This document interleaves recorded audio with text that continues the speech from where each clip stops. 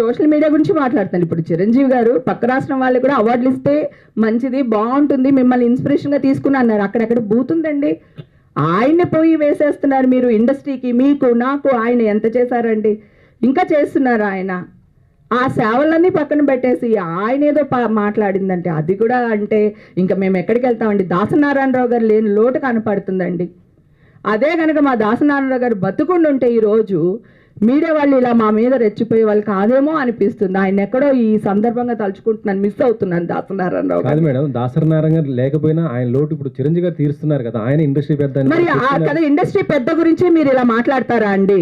ఇది ఎంతవరకు కరెక్ట్ బంగారం? చెప్పు నాన్న. అదే సోషల్ మీడియా అంటుంది, మనం కరెక్టే కదా. ఇప్పుడు టీవీ9 సోషల్ మీడియానా మెయిన్ దాంట్లో ఎన్టీవీ సోషల్ మీడియానా, బిగ్ టీవీ మీడియానా, సోషల్ మీడియానా? ఇప్పుడు సోషల్ మీడియా వాళ్ళు నేను అనడం ఎందుకు, గడ్డి తిన్నారు అనుకోండి, మనం ఎందుకు తినాలి? హేమ మీకు తెలియదా? చిన్నప్పటి నుంచి ఇక్కడే చచ్చానుగా. నా యుక్త వయసు అంతా ఇక్కడే జరిగింది కదా. నేను 14 years అప్పుడు ఇండస్ట్రీకి వచ్చాను. అప్పటి నుంచి ఈ సీనియర్ జర్నలిస్ట్ అందరూ నాకు తెలుసు. నేనేంటో మీకు తెలియదా?